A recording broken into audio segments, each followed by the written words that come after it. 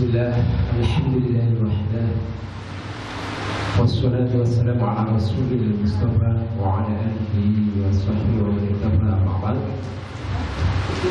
Ibu dan semoga senantiasa di dalam perlindungan Allah Subhanahu wa taala, dan juga semoga senantiasa dalam petunjuk dari Allah Subhanahu wa taala.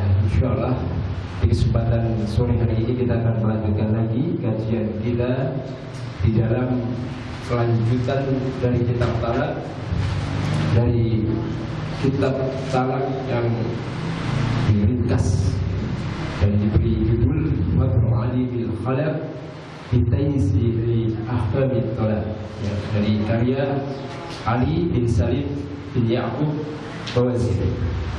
Jadi kitab talak yang kita bahas adalah kitab ringkasan, sehingga tidak panjang dan lebar ya, Ibu.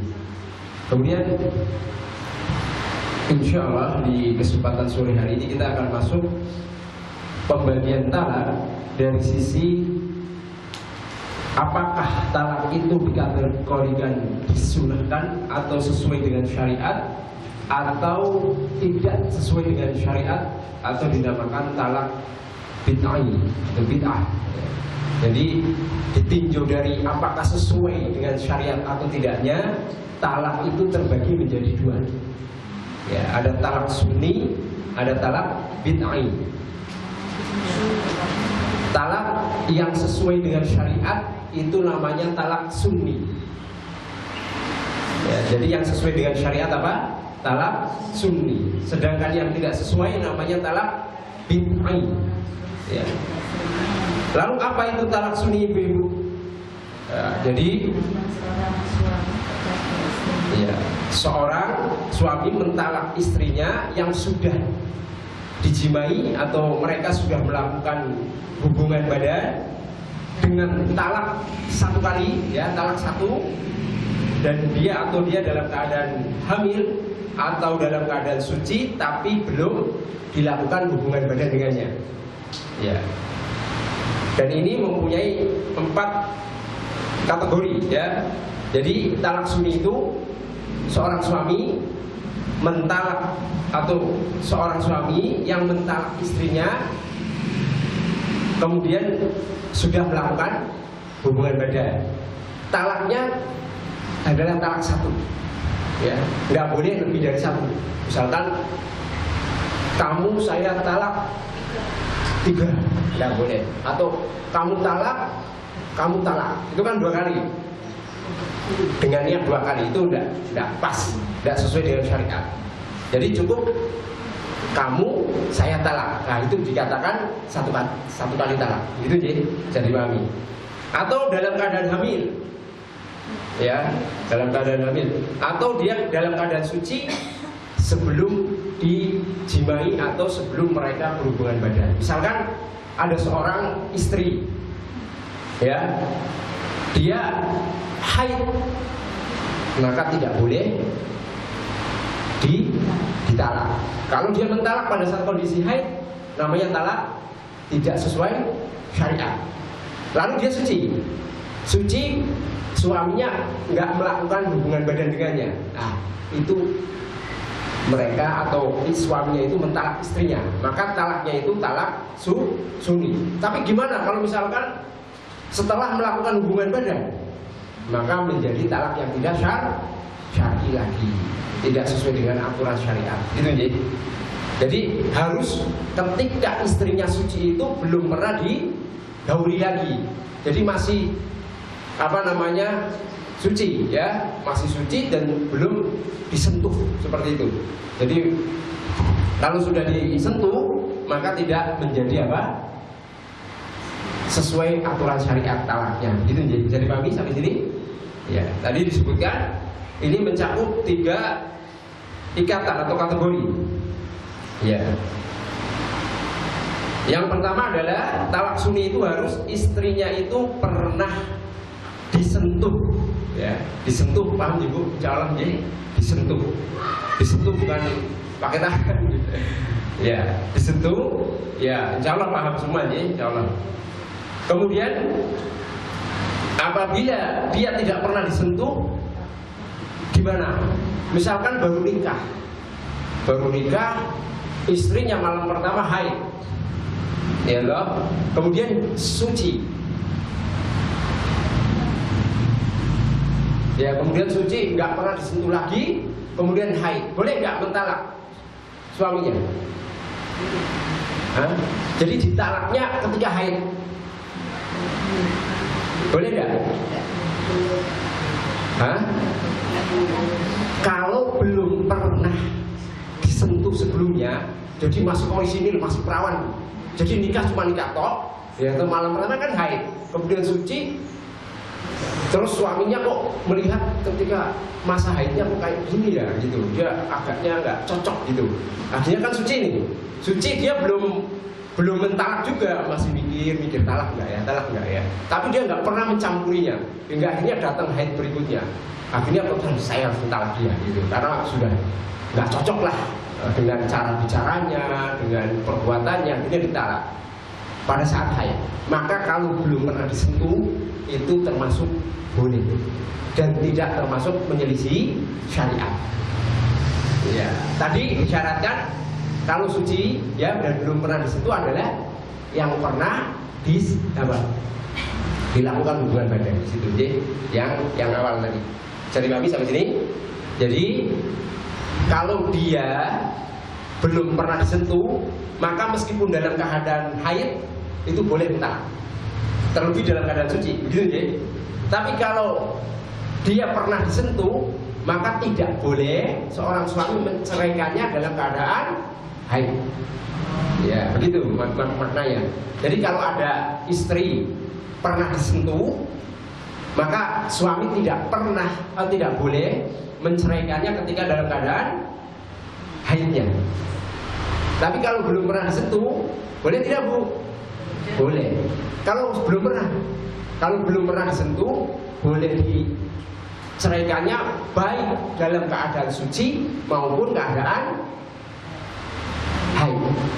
Perbedaannya bisa dipahami sampai sini? Intinya pada apa? Pernah disentuh atau tidak? Gitu Ji. Itu yang pertama. Karena kenapa? Ya, orang yang belum pernah disentuh kok meskipun haid tetap boleh dicerai, ya karena dia tidak punya iddah sama sekali. Jadi misalkan ada seorang istri yang dicerai suaminya belum pernah melakukan hubungan badan, kan dia nggak punya iddah. Kan fungsinya iddah apa Bu? Mengosongkan apa? Rahim kan? Sementara apa yang digosongkan belum pernah disentuh. Ya makanya ketika dicerai kemudian dalam keadaan belum pernah berhubungan badan, tidak ada iddah. Pernah kasus belum? Hah? Enggak, maksudnya di sekitar kita kan belum ya? Mudah-mudahan jangan lah, kasihan kan? Kasihan. Iya. Lalu kalau ada terjadi seperti itu, misalkan ada seorang istri ya dicerai, itu belum pernah melakukan hubungan badan, gimana? Nah ini untuk menghiburnya, kalau maharnya sudah disebut, dia berhak mendapatkan setengah. Kalau tidak disebut, sesuai dengan kesanggupan atau kemampuan suaminya. Jadi mahar itu tidak harus disebut ya. Ya kalau di kita kan disebut dengan mahar sekian begitu ya. Dan masya Allah di Indonesia murah banget. Dulu kita bahas ya. Umumnya seperangkat alat sholat gitu. Tapi kadang-kadang ada embel-embelnya juga sih, dengan perhiasan seberapa kadang-kadang gitu. Ini maksudnya maharnya boleh diminta lagi gitu. Tapi separuh itu maksudnya. Iya, jadi sang suami itu kan misalkan disebutkan maharnya 100 juta. Nah, maka istrinya yang telah dicerai dan belum melakukan hubungan berhak mendapatkan setengahnya. Seperti itu. Ya kan, apa namanya istilahnya, mahar itu kayak semacam tebusan untuk menghalalkan itunya juga toh. Seperti itu, termasuk bagian dari apa namanya, bagian dari akad nikah itu toh. Seperti itu.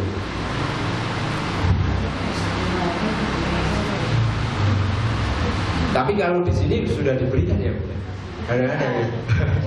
Langsung diberikan. Mau minta nggak enak ya suaminya ya. Ya ini kalau ada ke situ. Kalau di urf kita mungkin tidak sampai seperti itu. Baik, yang kedua, talaknya harus hanya talak satu. Tidak boleh menggabungkan dua talak sekaligus dalam satu majelis, terlebih tiga. Misalkan lagi makan malam atau makan pagi sarapan gitu ya. Kemudian bu, saya mau ngobrol, saya mau bicara. Kita banyak sekali dalam ibu pernikahan kita gitu ya.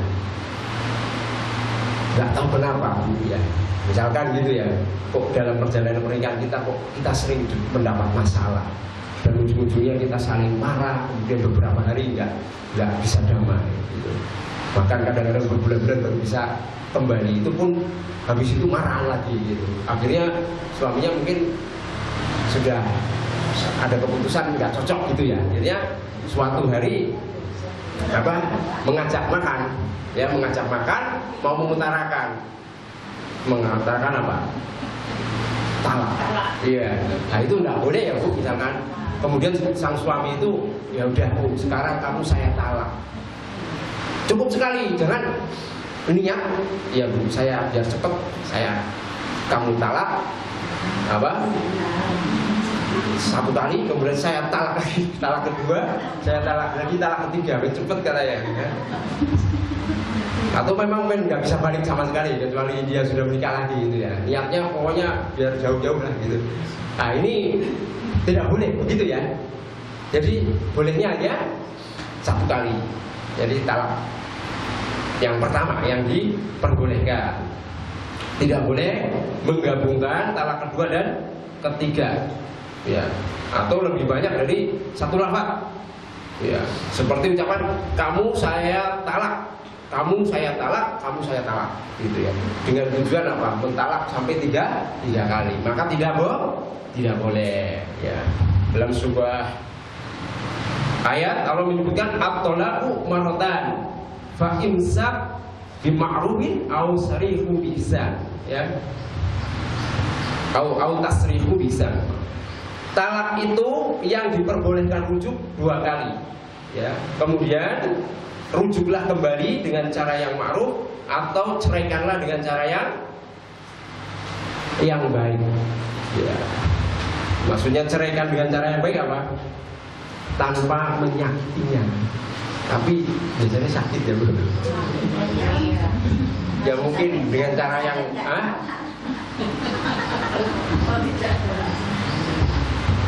maksudnya di sini Jadi ada tata cara sesuai syariat, sehingga ketika sang perempuan itu dicerai, dia ada proses. Kalau coba langsung 3 kali, rasanya gimana di hati ya toh? Kok ini suamiku langsung mentalak saya 3 kali gitu kan, rasanya juga wah luar biasa di hati gitu. Nah jadi ada tahapannya ya, meskipun kadang-kadang ada perasaan kurang nyaman gitu ya, tapi jika ada proses yang benar kan bisa lebih memahami nanti di situ. Gimana Bu? Tapi mudah-mudahan di sini tidak ada yang seperti itu, Ji. Ya, maksudnya tetap baik-baik saja. Kemudian yang ketiga adalah orang yang hamil. Maka orang yang hamil itu boleh ditalak oleh suaminya kapanpun, ya, baik setelah berhubungan badan ataupun tidak. Ya, karena kan sudah isi perutnya. Gimana? Dan idahnya seorang istri yang ditalak oleh suaminya dan dia dalam keadaan hamil, idahnya kapan Bu? Sampai melahirkan. Gitu. Jadi meskipun habis berhubungan badan nggak ada ngaruhnya sama sekali, tetap idahnya hitungannya sampai dia melahirkan. Jadi istri yang hamil kemudian ditalak suaminya, ya, itu diperbolehkan meskipun setelah berhubungan badan. Ya. Kemudian berikutnya Yang keempat, lalu gimana apabila dia tidak dalam keadaan hamil? Ya, maka disyaratkan ya dia diceraikan dalam keadaan suci dan belum terjadi hubungan suami istri. Ya, misalkan istrinya habis haid, kemudian mandi sudah suci, suaminya mau niat menceraikannya, maka jangan melakukan hubungan badan. Ya, ceraikan langsung seperti itu. Ya, atau nunggu beberapa hari, tapi jangan sampai berhubungan badan dulu. Karena kalau sudah berhubungan badan maka nanti menjadi tidak syar'i, begitu ya. Ini apa namanya yang keempat ya. Jadi biar selesai saya singkat ya Bu. Maksudnya enggak saya baca dalil-dalilnya. Ada dalil-dalilnya beberapa.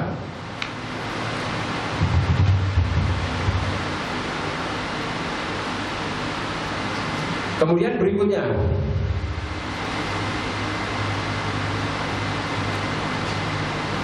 ya di antara hikmahnya juga sebelum kita masuk pembahasan berikutnya, di antara hikmah kenapa kok Bu ya Bu, ketika seorang di antara ketentuan istri ditalak oleh suaminya itu harus suci, kenapa kira-kira?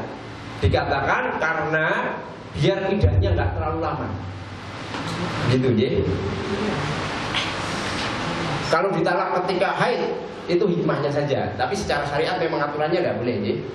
Kalau haid kan lama prosesnya jadi, ya? Kemudian kalau nifas misalkan juga lama kan prosesnya akhirnya. Nah itu jadi idahnya makin apa? Lama waktunya. Kemudian diantara hikmahnya juga, ya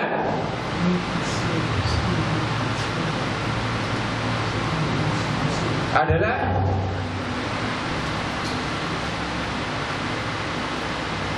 ketika misalkan seorang istri ditalak setelah melakukan hubungan badan, ada kemungkinan hamil nggak?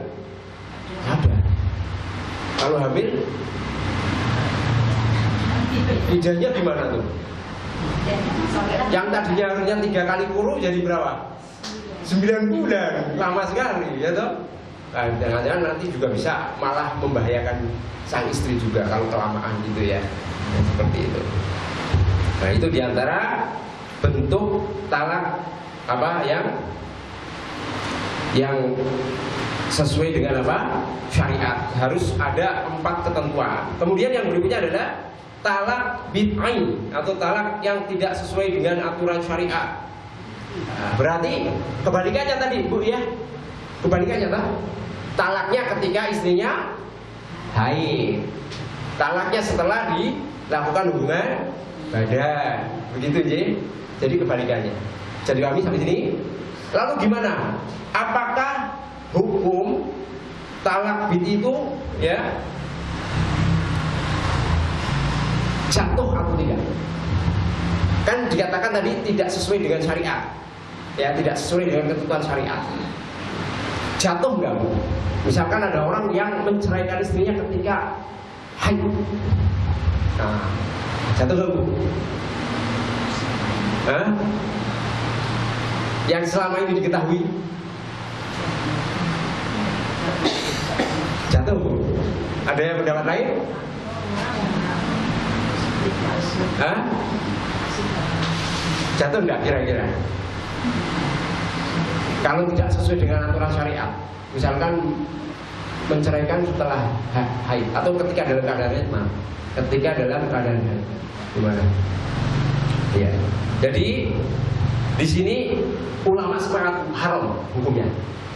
Hukumnya apa? Haram. Maka ketika suami menceraikan istrinya dalam keadaan haid, dosa apa? Dosa. Haram. Lalu tapi jatuh enggak? Kan begitu. Jatuh enggak nih? Ya, maka di sini ulama berbeda pendapat.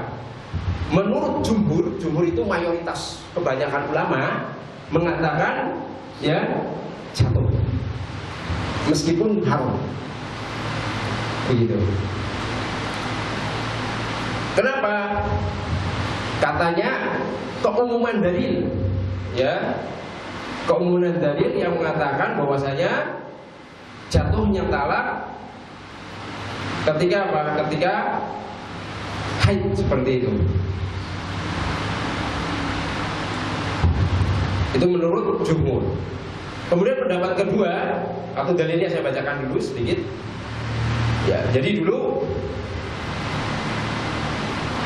Abdullah bin Umar, anaknya Umar bin Khattab itu pernah menceraikan istrinya dalam keadaan haid. Lalu bapaknya Umar bin Khattab lapor kepada Nabi Shallallahu Alaihi Wasallam. Maka ketika laporan menceritakan keadaannya, Nabi mengatakan atau bersabda, murhu, perintahkan kepadanya untuk rujuk. Ya, kemudian disebutkan tunggu sampai dia suci, kemudian haid, kemudian suci, kemudian haid, lalu tahan atau ceraikan, seperti itu. Jadi dari situ ada dalil bahwasanya ketika seorang istri ditalak suaminya dalam keadaan haid jatuh. Karena Rasulullah perintahnya kan untuk merujuknya. Berarti kalau kata-kata rujuk sudah jatuh belum? Sudah jatuh. Itu menurut mayoritas ulama seperti itu. Bisa dulu sampai sini? Ini pendapat jumhur. Kemudian yang berikutnya adalah pendapat kedua. Ya, pendapat kedua itu tidak jatuh. Kenapa kok tidak jatuh? Lalu kira-kira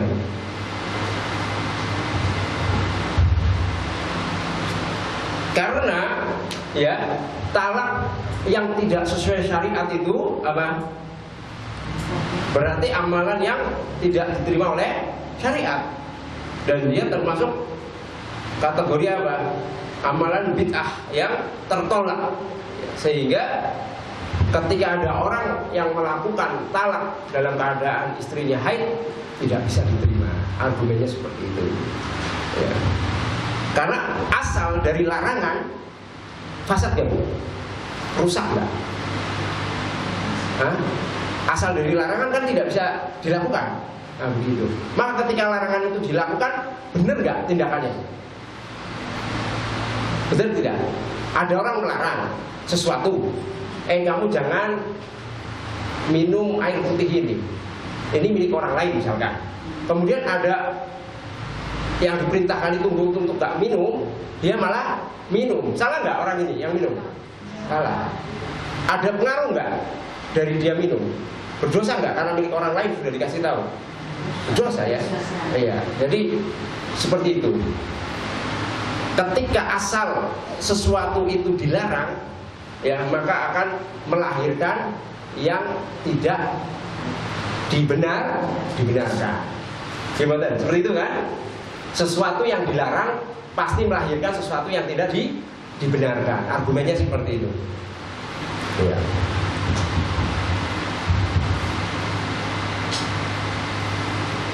Jadi di sini intinya ya Bu, ada perbedaan pendapat.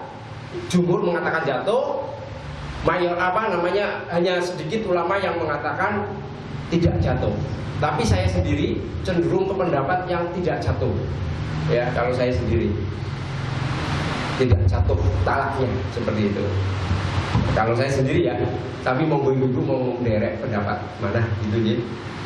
Karena saya sudah menyampaikan dua pendapat ini seperti itu.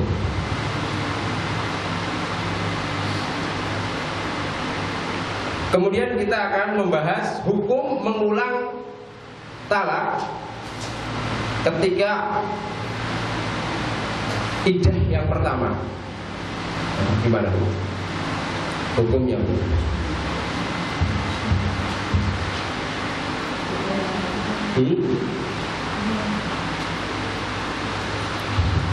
Jatuh enggak Bu?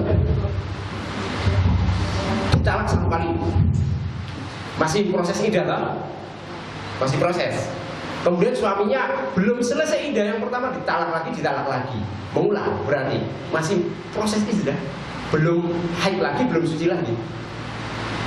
Ya, gimana? Jatuh enggak? Atau gimana hukumnya? Nah, maka di sini ada dua pendapat lagi. Lagi-lagi dua pendapat ya. Ya, pendapat pertama, ya, apabila ada seorang suami yang dia mentalak istrinya, kamu saya talak 1 kali ya. Kemudian masih idah kan? Kemudian ditalak lagi, talak yang kedua, ditalak lagi, talak yang ketiga, jatuh tidak? Nah, maka di sini pendapat pertama jatuh, ya 3. Ini mazhab jumhur, sama seperti tadi yang atas ya. Jadi tetap jatuh, talak apa? Yang ketiga, meskipun dalam prosesnya masih idah talak yang pertama. Ya. Kan prosesnya masih idah talak pertama nih. Tapi ternyata suaminya nggak sabaran gitu ya. Dan cepet ditalak lagi sampai 3 kali. Gimana hukumnya? Maka menurut jumhur ulama, talak yang jatuh talak 3. Nah, nanti ada perbedaan Ibu, talak 1 seperti apa, talak 3 seperti apa. Apa sudah memahami Bu? Pernah mendengar perbedaannya? Kalau orang yang cerai dengan talak 1 kemudian habis idah, dengan orang yang sudah ditalak 3 kali, gimana? Belum ya? Belum. Kayaknya waktu itu sudah. Cerai-cerai aja ya Bu. Ya nanti kita bahas ya Allah.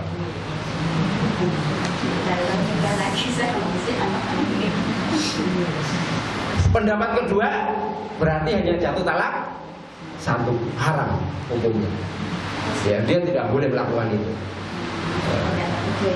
Ya. Jadi Ustaz, kalau ada dualisme begitu bagaimana kalau dibuka? gimana? Ada dualisme itu antara 2 pendapat. Iya, Ibu memilih pendapat yang menurut Ibu kuat dengan pengetahuan, atau mengikuti ulama yang Ibu percaya. Saya mengikuti dari mazhab Syafi'i misalkan. Saya karena hidup di Indonesia menggunakan mazhab Syafi'i. Mazhab Syafi'i mengatakan jatuhnya talak apa? Dengan pengulangan itu. Nah, itu yang Ibu pakai. kalau beda pendapat dengan pihak laki-laki, Kayaknya enggak Bu. Tapi biasanya bertalak di Indonesia itu nanti kembalinya ke mana? Ke pemerintah biasanya nanti. Urusannya seperti itu. Jadi nanti akan disesuaikan dengan mazhab mayoritas di negara kita. Insya Allah seperti itu Bu. Ya.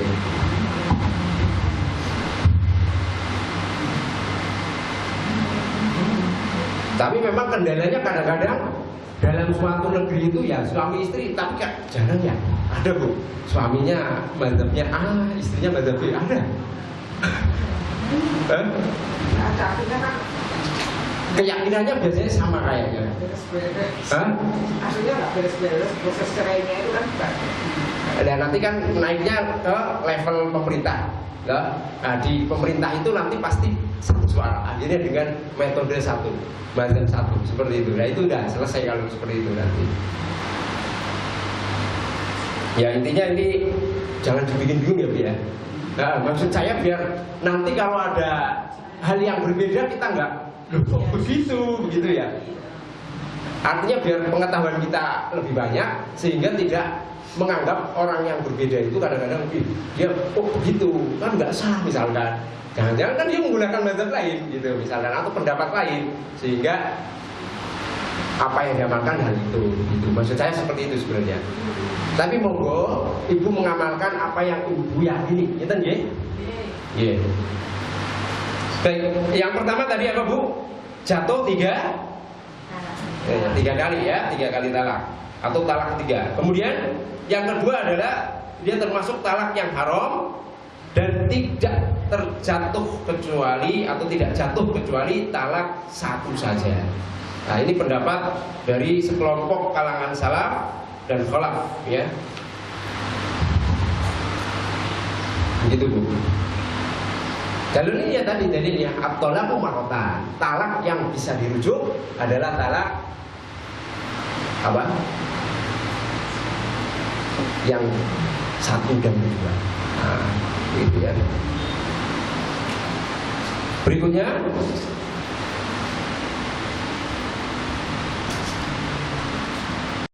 dalil-dalilnya saya agak lewati ya Bu.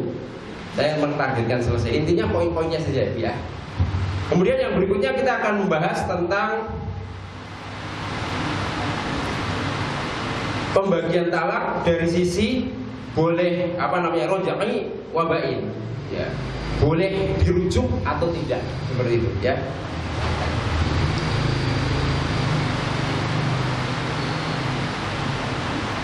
Talak itu terbagi menjadi dua, ada yang bisa dirujuk, ada yang tidak bisa dirujuk.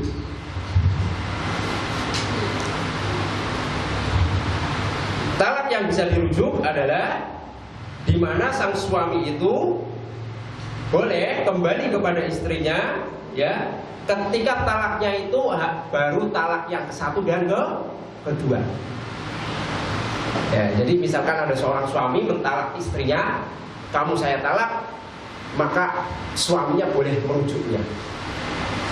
Bisa dengan ucapan, wahai istriku, saya rujuk kamu kembali.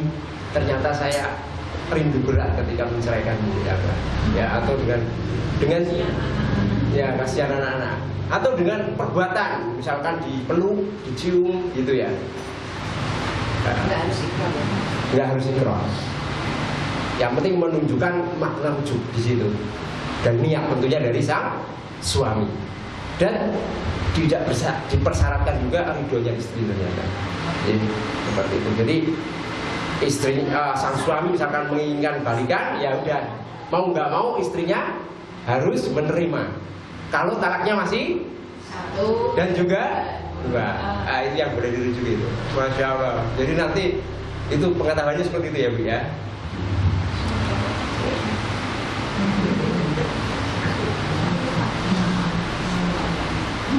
Lalu gimana kalau talak 1 kemudian habis masa idahnya berjalan, gimana? Gimana Bu? Hah?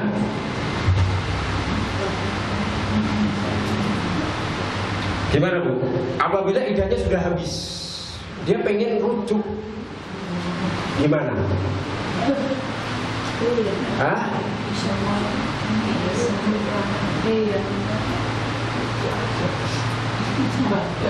Gimana Bu? Iya, hah? Gimana?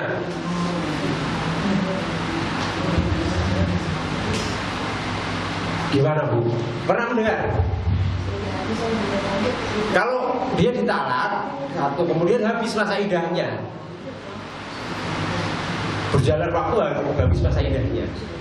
Kalau masih dalam masa idah kan dia boleh merujuk, ya toh, tanpa ridho istrinya pun sah-sah saja. Nah sekarang kalau idahnya sudah habis gimana? Nah, maka ini harus dengan akad baru, ya, harus ada dengan akad baru, nikah lagi. Gara-gara gengsi ya Bu. Aduh, masa saya harus akad lagi nih, ya, tapi salahnya sendiri kan begitu. Kalau masih cinta ya jangan dicerai, gitu kan? Emosi. Nah, kadang-kadang emosi sesaat Bu.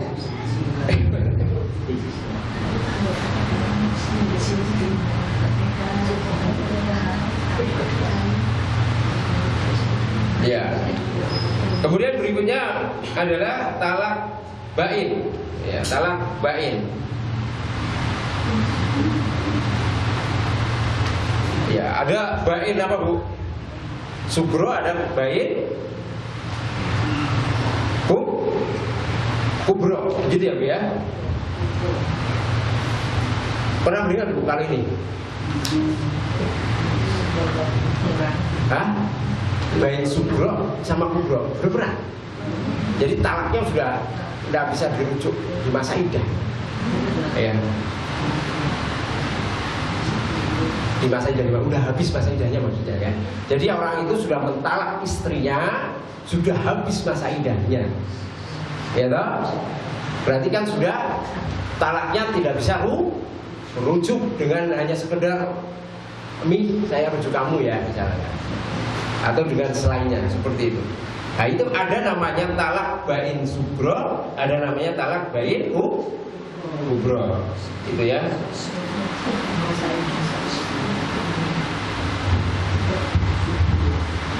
Kalau bain subro masuk kategori yang tadi Bu.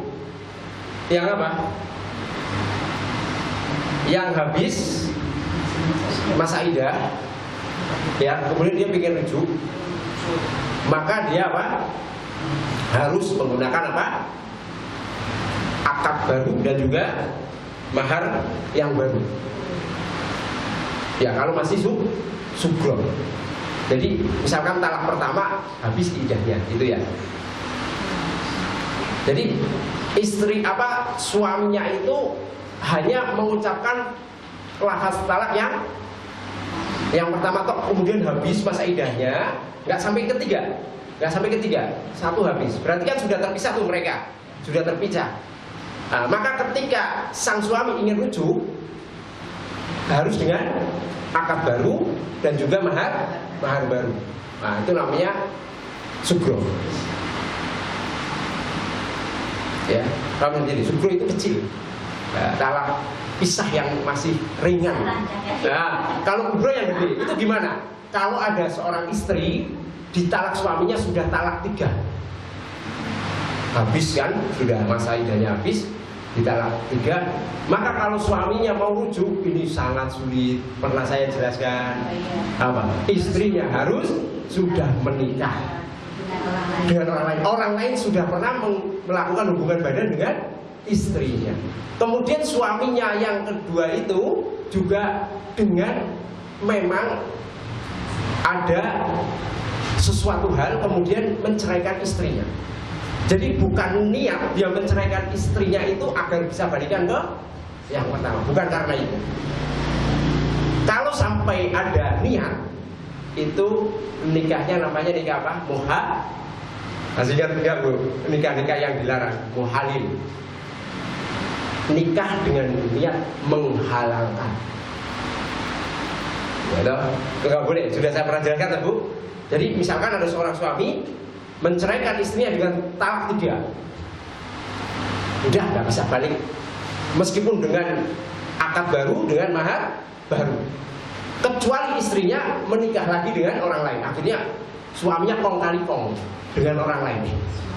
Kamu nikahi istrimu, ya, lalu ceraikan dia, biar saya bisa kembali ke dia, gitu. Nah, ini boleh nggak? Nggak boleh, haram, ya. Karena apa? Karena dilarang dalam syariat ini seperti itu. Itu namanya manipulasi, ya. Hanya keterlaluan ya. Ya kalau seperti itu, ya jangan dibuat cerai, apalagi sampai talak 3 kan. Yang rugi dirinya sendiri, kan begitu. Nah, itu jadi seperti itu gambaran dari tolak apa? Bain kubro. Nah.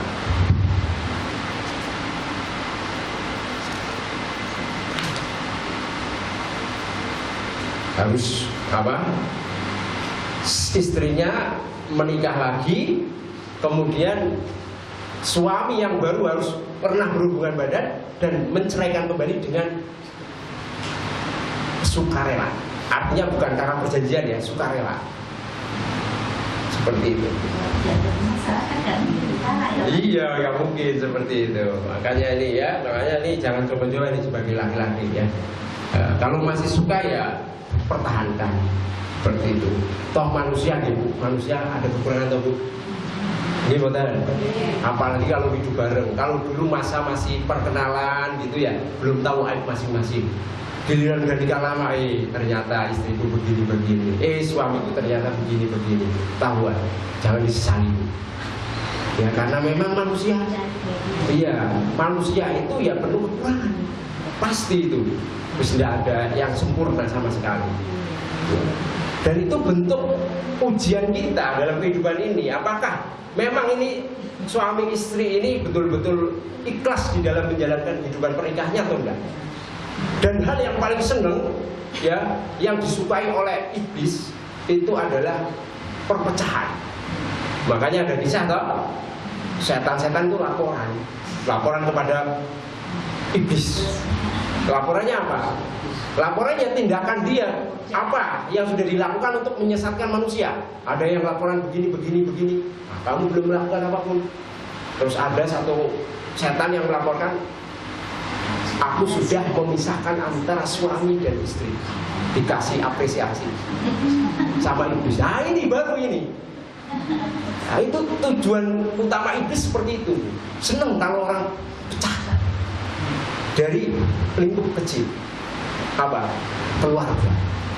Makanya kalau yang senang-senang pecah, senang berantem dengan keluarganya, itu setan.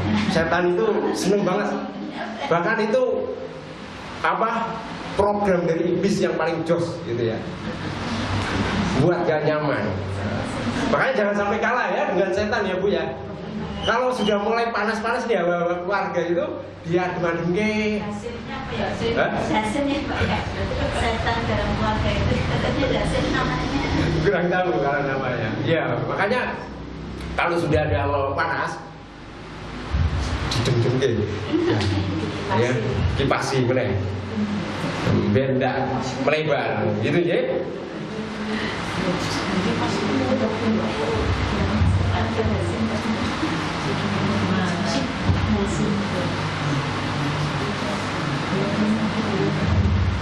Kemudian berikutnya adalah hulu, ya Bu. Hulu apa Bu? Hulu apa? Pernah mendengar kata hulu? Ya, jadi begini Bu.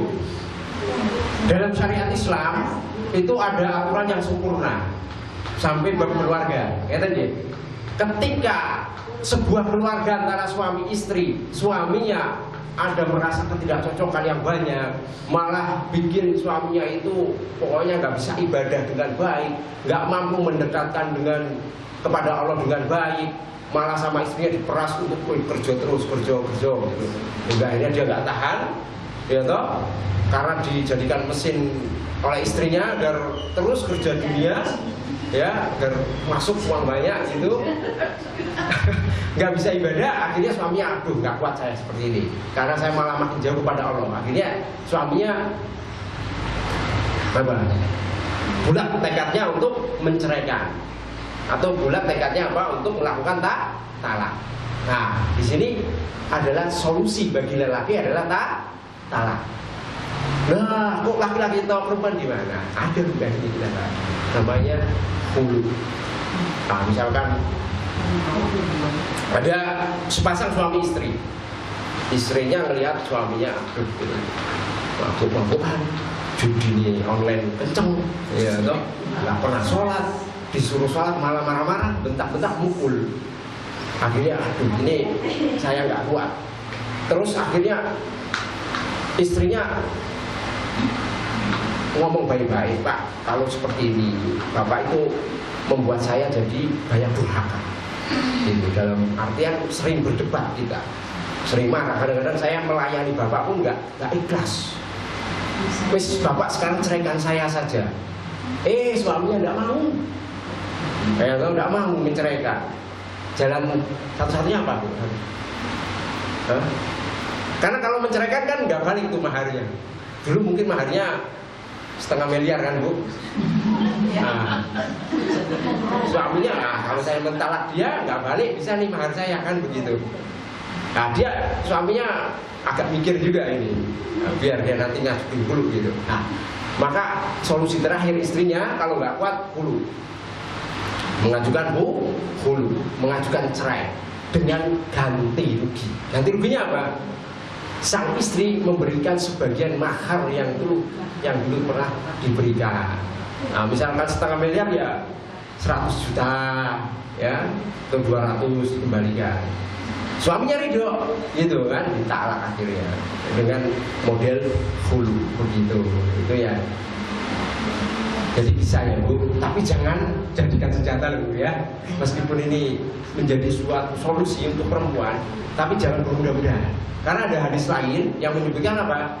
Barang siapa ya seorang istri yang meminta cerai terhadap suaminya tanpa ada alasan yang dibenarkan syariat, maka haram baginya mencium bau surga atau wangi surga. Gitu. Ada ancamannya. Nyium wanginya saja sudah diharamkan, apalagi masuknya kan begitu. Artinya apa Bu? Jangan sampai seorang istri itu bermudah-mudahan dalam meminta cerai kepada suaminya.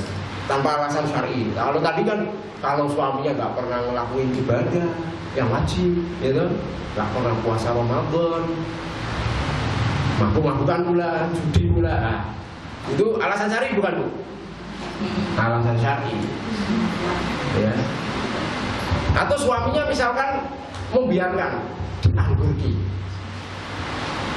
diangguki terus, nggak pernah mendekat. Jadi suaminya apa ya, nggak mau tidur bareng rasanya. Istrinya kan hatinya tersiksa. Kenapa gitu kan? 1 tahun ini suamiku kok kayaknya nggak pernah gitu menyentuh. Mudarat nggak Bu untuk istri? Bahaya nggak untuk istri? Kalau diangguki, maaf kalau masih pernikahan baru-baru ya nelongso sekali yang seperti itu. 1 tahun nggak pernah disentuh, bahkan 3 bulan saja nggak disentuh, rasanya gimana kan begitu. Nah, maka daripada istrinya itu banyak bermaksiat akhirnya kepada suaminya, durhaka, ini dibenarkan secara syariat. Kalau memang suaminya mungkin nggak mau berhubungan dengannya karena merasa apa, nggak suka, ya itu nggak suka atau merasa nggak pas gitu ya. Nah, gitu. Maka itu pun boleh ya seorang istri meminta khulu begitu kepada suaminya atau minta cerai. Ya, jadi alasan-alasan yang dibenarkan syariat itu tinjauannya adalah apabila sang istri itu bisa melakukan durhaka kepada suaminya, malah justru jadi lahan dosa untuk istrinya ketika mereka terus bersama. Ya, karena akhirnya disuruh nggak mau, iya toh, disuruh suamiku aja kayak gini, males lah begini itu gitu kan. Kadang-kadang juga nggak melayani suaminya dengan baik akhirnya kan, banyak dilalaikan. Ya ini makanya daripada bahaya untuk istrinya, ya masalah seperti itu, dan itu dibenarkan oleh syariat. Gitu nih Bu. Baik, begitu berikutnya adalah apakah perlu saksi ketika seorang suami ingin merujuk istrinya, Ibu? Perlu nggak Bu? Hah? Perlu nggak? Masih ada ya Bu? Jawabnya kok nggak kelihatan Bu? Waduh. Nah, masih 10 menit. Kira-kira perlu saksi nggak Bu? Enggak rujuk. Sebenarnya misalkan masih di talak 1, suaminya ini pengen merujuk. Ya. Tadi kan dikatakan boleh meskipun dengan ucapan atau dengan perbuatan begitu ya.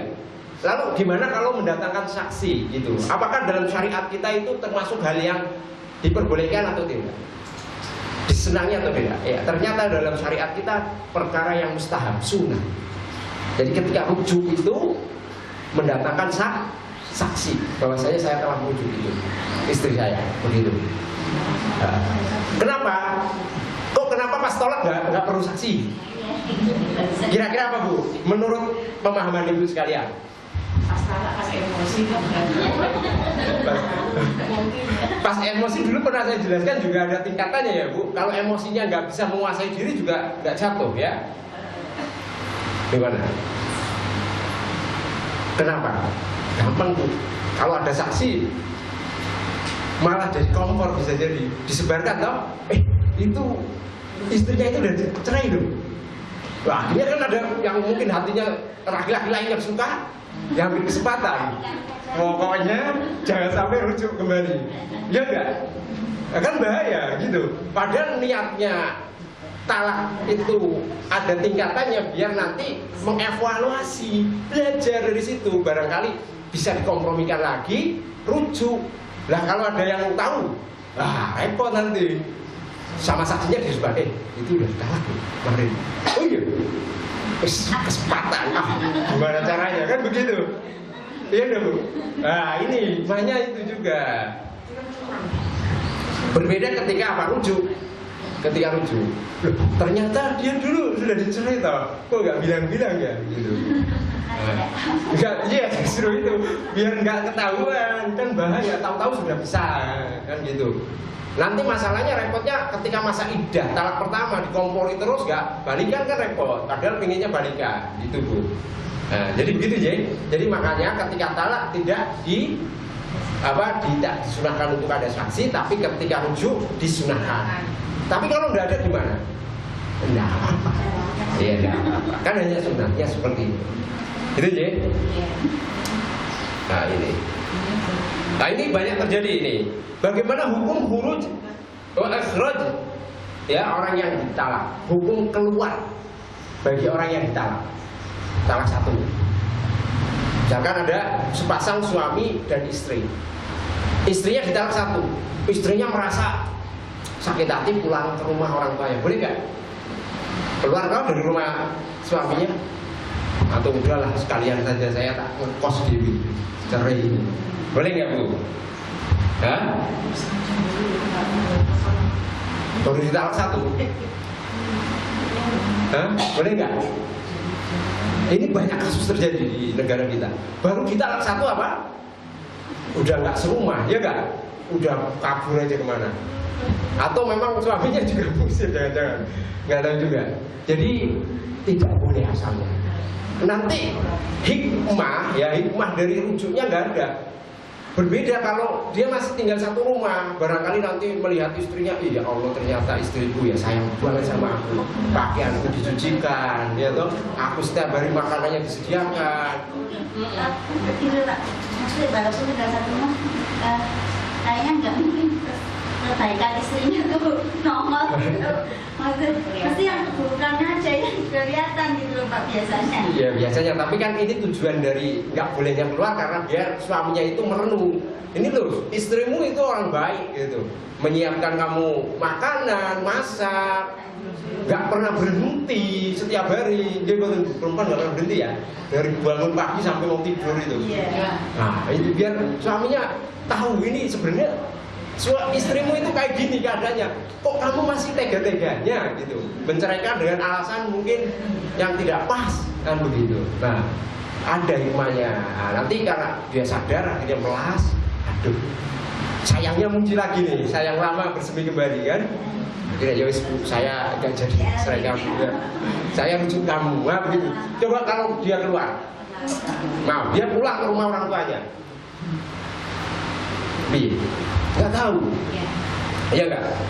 Jadi suaminya nggak bakal tahu bagaimana istrinya, ya. Akhirnya apa? Ya wis lancar wae sampai cerai gitu. Nah ini tentunya kurang pas dalam syariat kita. Makanya selama masih waktu iddah tidak boleh keluar dari rumah suaminya.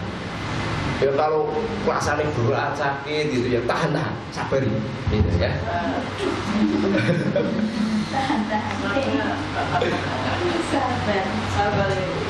Sabar ya itu dia Bu. Ya terakhir, bagaimana cara seorang suami menceraikan istrinya secara syar'i? Gimana Bu? Dari kesimpulan yang tadi saya sampaikan, kira-kira gimana? Harus gimana?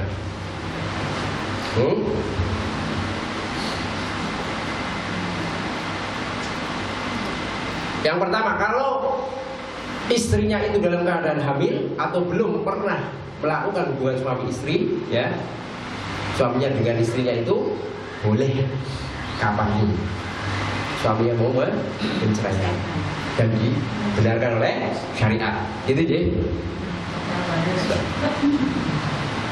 Lalu apabila pernah melakukan hubungan badan harus dalam keadaan suci dan juga belum dijimai kembali, ya, belum disentuh kembali, gitu ya.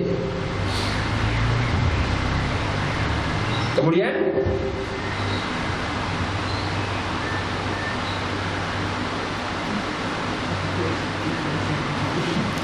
kalau dia ingin merujuknya di dalam iddah, ya, maka dia harus apa? Menyampaikan, ya, bahwasanya dia ingin apa? Balik, seperti itu. Lalu bagaimana kalau sudah habis iddahnya? Ya maka dengan akad baru, gitu ya. Dan kalau masih masa iddah, misalkan talak 1 kemudian masih masa iddah, sang suami pengen rujuk, perlu ridho enggak Bu? Perlu ridho istrinya enggak tadi? Tidak perlu ya. Kalau masih masa iddah tidak perlu ridho. Tapi kalau sudah habis masa iddahnya, maka perlu dengan akad dan mahar yang baru. Kemudian apabila sudah talak 3, ya maka tidak halal istrinya untuk suaminya menikah ya dengan suaminya itu, mantan suaminya, tanpa istrinya itu sudah melakukan pernikahan dengan orang lain sudah menceraikan istrinya atau mantan istrinya itu dengan sukarela. Kalau kong kali kong haram, tidak boleh, ya, gitu ya Bu ya. Nah selesai. Gimana? Bisa dipahami hukum-hukum talak secara singkat? Bisa Bu? Nah, nanti bisa disampaikan kepada putra-putrinya biar nggak bergampangan masalah seperti itu. Ya. Karena penting, walaupun kita berharap kita selalu menjadi keluarga yang utuh sampai ajal menjemput. Karena nanti ibu-ibu kita itu akan dikumpulkan dengan Allah Subhanahu wa taala bersama keluarga kita. Ya. Nah, kalau sudah cerai dikumpulkan lagi enggak? Ya enggak.